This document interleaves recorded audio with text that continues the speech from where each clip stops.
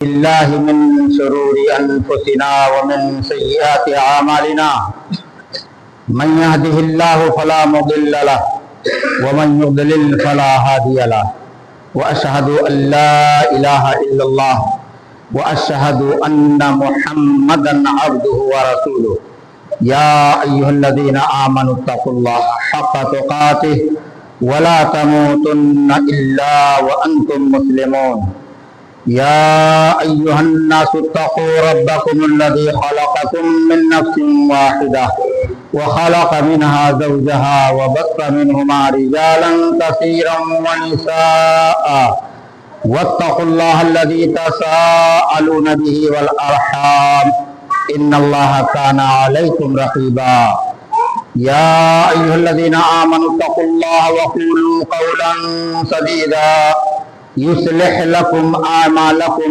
ويغفر لكم ذنوبكم ومن يطع الله ورسوله فقد فاز فوزا عظيما أما بعد فإن خير الحديث كتاب الله وخير الهدي هدي محمد صلى الله عليه وسلم وشر الأمور محدثاتها وكل محدثة بدعة وكل بدعة ضلالة وكل ضلالة في النار وقال تعالى في موضع آخر واعبد ربك حتى يأتيك اليقين. میرے دینی محترم بھائیوں، بزرگوں، قوم ملت کے نوجوانوں، عبداللہ بن مبارک رحمہ اللہ انہوں نے سمرہ بن جندب رضی اللہ تعالی عنہ سے ایک حدیث بیان کی ہے. اس حدیث کے الفاظ یہ ہیں کہ من سرہ ان یعلم ما لہ عند اللہ، جو شخص یہ جاننا چاہے کہ کل اللہ تبارک و تعالی میرے ساتھ کیا سلوک کرے گا، اگر کسی شخص کو یہ معلوم کرنا ہو، اور میں سمجھتا ہوں کہ ہر شخص کو اس کی فکر ہونی چاہیے کہ کل اللہ تبارک و تعالی میرے ساتھ کیا سلوک کرے گا، اس کی فکر ہر مسلمان کو ہونی چاہیے قیامت کے تعلق سے. اس لیے کہ سب سے مشکل ترین گھاٹی وہ قیامت کی گھاٹی ہے. اللہ کے نبی علیہ السلام نے ایک حدیث میں فرمایا لم یلقى ابن آدم شیئا منذ خلقه اشد علیہ من الموت. انسان کی پوری زندگی میں جتنے مشکل مراحل آتے ہیں، ان تمام مشکل مرحلوں میں سب سے زیادہ مشکل مرحلہ موت کا مرحلہ ہے. ساری زندگی کی پریشانیاں، ساری زندگی کی تکلیفیں، ساری زندگی کی گھاٹیاں مل کر بھی موت کے وقت جو صورتحال پیدا ہوتی ہے، اس کا مقابلہ زندگی کی ساری پریشانیاں نہیں کر سکتی. آگے آپ نے ارشاد فرمایا ثم ان الموت اہون مما بعدہ، پھر موت کے بعد جو قبر کی گھاٹی ہے اس قدر مشکل ترین گھاٹی ہے کہ موت کی گھاٹی قبر کی گھاٹی کا مقابلہ نہیں کر سکتی. حضرت ابو ذر غفاری رضی اللہ تعالیٰ عنہ جو صحابی رسول ہیں، وہ فرمایا کرتے تھے کہ عمر بن خطاب جب سے اس دنیا سے گئے اکثر مجھے ان کی یاد ستاتی تھی، اس لیے کہ وہ میرے بہت اچھے دوست بھی تھے اور میرے پڑوسی بھی تھے، بہت یاد کرتا تھا میں. ہم اور آپ بھی اپنے دوستوں کو یاد کرتے ہیں جو ہمارے جگری دوست تھے، آج ہمارے درمیان نہیں ہیں، گاہے بگاہے ہم ان کا ذکر کرتے ہیں، یاد آتی ہے ان کی. تو ابو ذر غفاری کہتے ہیں بہت یاد آتی تھی، اور میں اللہ سے دعا بھی کرتا تھا یا اللہ خواب میں ہی عمر سے میری ملاقات کرا دے. 1 سال کا عرصہ گزر گیا, خواب میں نے عمر بن خطاب رضی اللہ تعالی عنہ کو دیکھا. آگے جگہ ہے, آ جاؤ آگے آ جاؤ. اور وہ لوگ جو اپنے دونوں پاؤں کھڑے کر کے بیٹھتے ہیں نا نماز میں, یہ جائز نہیں. اس سے نیند بھی آ جاتی ہے اور وضو کے ٹوٹنے کا خطرہ بھی ہوتا ہے, اس سے منع کیا گیا ہے. ان کو پڑوس میں جو بیٹھے ہیں ان کو بولو کہ وہ پاؤں نیچے کر کے, وہ اس طرح کی نماز میں نہ بیٹھا کریں آپ. حاجی صاحب ویسے نہ بیٹھیں آپ نماز میں, گھر جا کے سو لیجیے. میں یہ بتا رہا تھا تو اللہ کے ابو ذر غفاری نے خواب میں عمر کو دیکھا. کس پوزیشن میں دیکھا؟ کہتے ہیں میں نے دیکھا کہ عمر میرے سامنے سے گزر رہے ہیں اور ان کے ماتھے سے پسینہ ٹپک رہا ہے. میں نے پوچھا عمر کیا بنا؟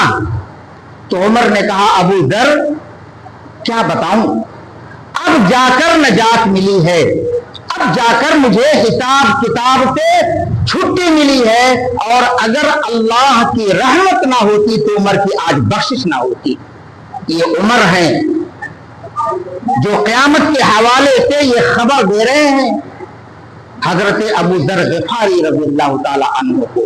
پھر قیامت کی جو گھاٹی ہے وہ اس کا مقابلہ موت کی گھاٹی نہیں کر سکتی.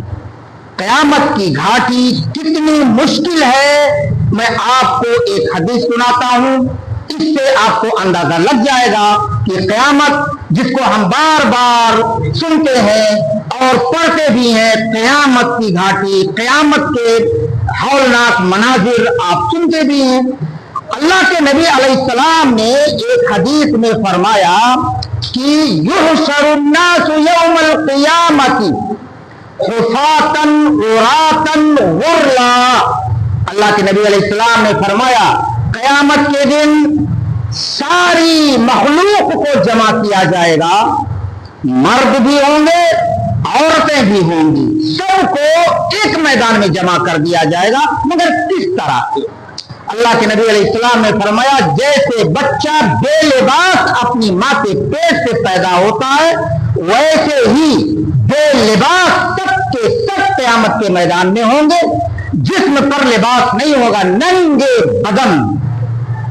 اما عائشہ جو انتہائی باغیرت خاتون تھی, انہوں نے کہا اے اللہ کے نبی علیہ السلام پھر کیا ہوگا جب بے لباس سب لوگ ہوں گے اور ایک ساتھ ہوں گے تو کیا لوگ ایک دوسرے کے سطر کو نہیں دیکھیں گے, ان کی نگاہیں دوسرے کے سطر پر نہیں پڑیں گی؟ تو اللہ کے نبی علیہ السلام نے فرمایا کہ عائشہ تو نے قیامت کی گھاٹی کو سمجھا کیا ہے؟ کیا سمجھا ہے؟ الامر اشد ان ينظر بعضهم الى بعض. عائشہ قیامت کی گھاٹی اس قدر مشکل ہوگی کہ عورتیں اور مرد سب ایک ساتھ ہوں گے مگر کوئی ایک دوسرے کی طرف نہیں دیکھ سکے گا. کیوں نہیں دیکھ سکے گا؟ جب ایک ساتھ کھڑے ہیں ثم رفع بصره الى السماء, میری طرف سب دیکھ لو. اللہ کے نبی علیہ السلام نے اپنی دونوں آنکھوں کو ایسے آسمان کی طرف اٹھایا اور کہا عائشہ ان الابصار شاخصہ, کہا عائشہ دیکھ لے سب کی نگاہیں آسمان کی طرف ایسے ہی اٹھی ہوئی ہوں گی. جب سب کی نگاہیں ایسے اٹھی ہیں نیچے, کیا ہے کسی کو کیا خبر؟ اور یہ نگاہیں کتنی دیر تک اوپر آسمان کی طرف اٹھی ہوں گی؟ ایک لمحہ, ایک دن نہیں. اللہ کے نبی علیہ السلام نے فرمایا پہلا دن 50,000 سال کے برابر ہوگا. پہلا دن روح کانپ اٹھتی ہے, پسینے چھوٹنے لگتے ہیں. جس کو آخرت کی ہولناکیوں کی خبر ہو جاتی ہے وہ بے ہوش ہو کر کے گر پڑتا ہے, کھانا چھوڑ دیتا ہے. یہ ہے قیامت کی ہولناکی. جس کے پاس جتنا زیادہ گناہ ہوگا اتنے ہی پسینے اس سے چھوٹیں گے, جبکہ یہ سورج 1 میل کی مسافت پر آ جائے گا. آج ہم کروڑوں میل دور ہے سورج, کیا کیا کیا جتن ہم نہیں کرتے. اس دن نہ کوئی درخت ہوگا نہ دیوار کا سایہ ہوگا. یہ سورج 1 میل کی مسافت پر آ کر کھڑا ہے, پسینہ نکل رہا ہے, اپنے گناہوں کے اعتبار سے کوئی گھٹنوں کے بل, کوئی سینے کے برابر ڈوبا ہے, اور اس قدر بدبو ہے اس پسینے میں کہ وہ پریشان ہو کر کہیں گے یا اللہ تو جہنم میں پھینک دے مگر اس عذاب سے تو نجات دے دے. اللہ ہم سب کو نجات دے. یہ ہے قیامت کی ہولناکی جسے اللہ کے نبی علیہ السلام نے بیان کیا. تو اس قیامت کے حوالے سے فکر کیوں نہیں ہونی چاہیے کہ ہمارا کیا بنے گا اس دن, ہم کیسے نجات پائیں گے. ایک مسلمان کو جس کا ایمان آخرت پر ہے اس حوالے سے سنجیدہ ہو کر, سیریس ہو کر کے اسے غور کر لینا چاہیے. ایک لمحے کے لیے غور کر لے, اسے سمجھ میں آ جائے گا. ایک موقع پر عمر بن خطاب رضی اللہ تعالی عنہ نے سیدنا کعب رضی اللہ تعالی عنہ سے کہا, خوفنا یا کعب, کہا اے کعب ہمارے اندر دنیا داری آ گئی, دنیا کا زنگ لگ گیا ہے, ایک ایسی حدیث سناؤ جس سے ہمیں آخرت کی یاد آ جائے. یہ بات کون کہہ رہے ہیں؟ عمر بن خطاب, جس کو اللہ کے نبی نے اسی دنیا میں جنت کی بشارت سنائی تھی. اور یہ وہ امیر المؤمنین, یہ وہ صحابی ہیں جب آخری نماز کے لیے مسجد نبوی میں تشریف لائے اور دشمن نے خنجر سے آپ پر وار کیا, جس وار کو جو وار اتنا زخمی تھا کہ اسی میں عمر رضی اللہ عنہ شہید بھی ہو گئے. اس وقت اس دن امیر المؤمنین جو قمیص پہن کر کے مسجد میں آئے تھے اس قمیص پر 14 پیوند لگے ہوئے تھے. کیا دنیا داری آ گئی اس شخص کے اندر, کیا زنگ لگ گیا. وہ بولتے ہیں کہ اور جانتے ہیں جب وہ دنیا سے گئے تو مقروض ہو کر کے گئے تھے, مقروض. اور وہ بولتے ہیں کہ یا کعب ایک ایسی حدیث سنا دو جس سے آخرت کی یاد آ جائے. دنیا داری آ گئی ہے, اور جب وہ دنیا سے گئے تو مقروض ہو کر کے گئے. یہ وہ شخص تھا جس نے آدھی دنیا پر اسلام کا جھنڈا لہرا دیا تھا. بعض اہل یورپین نے کہا ہے اگر ایک عمر اور پیدا ہو جاتا تو پوری دنیا پر اسلام کا جھنڈا لہرا جاتا, پوری دنیا پر اسلام قائم ہو جاتا. یہ وہ عمر ہے جو کہہ رہا ہے کہ میرے اندر دنیا داری آ گئی. جب اس دنیا سے وہ شخص جا رہا ہے تو مقروض ہو کر کے جا رہا ہے. اپنے بیٹے عبداللہ سے کہا عبداللہ میری موت ہو جائے پھر میرے مال کو دیکھنا ہے اور میرا قرض دیکھنا ہے. اگر میرے مال سے میرا قرض اتر جائے تو ٹھیک, ورنہ مسلمانوں کے بیت المال کی طرف نگاہ اٹھا کر نہیں دیکھنا. میرے اپنے ننیحال جانا, اس نقطے کو وہاں پیش کرنا تاکہ میرا قرضہ اتر جائے. وہ بولتے ہیں سیدنا کعب سبحان اللہ, بہت بڑے عالم, زاہد, متقی, پورے قرآن کے حافظ, تورات کے حافظ, انجیل کے حافظ اور پیارے پیغمبر محمد صلی اللہ علیہ وسلم کی بہت ساری احادیث کے حافظ, وہ حدیث سنا رہے ہیں. ایک طویل حدیث سنائی جس کا ایک ٹکڑا میں آپ کے سامنے پیش کروں گا. وہ کہتے ہیں عمر ان للہ لملائکہ قیاما منذ خلقہم اللہ. کہا عمر فرشتوں کی ایک جماعت ایسی ہے کہ جب اللہ نے ان کو پیدا کیا پیدائش کے بعد سے ہی ان کو حالت قیام میں کھڑا کر دیا اور کہا ان فرشتوں سے کہ تم یوں ہی کھڑے ہو کر کے میرا ذکر کرو. اور پیدائش کے بعد سے لے کر وہ فرشتے قیام میں ہیں اور اللہ کی حمد اور ثنا بیان کر رہے ہیں. ایک لمحے کے لیے بھی ان فرشتوں نے اپنی کمر ٹیڑھی نہیں کی, کھڑے ہیں ایسے اور اللہ کا حمد, اللہ کی تعریف, اس کی ثنا بیان کر رہے ہیں. اور عمر فرشتوں کی ایک بہت بڑی جماعت ایسی ہے کہ اللہ نے ان کو پیدا کیا اور ان کو رکوع میں ڈال دیا اور کہا تم یوں ہی رکوع میں رہ کر میری تعریف بیان کرو. سارے فرشتے اسی وقت سے رکوع میں ہیں اور اللہ کی حمد و ثنا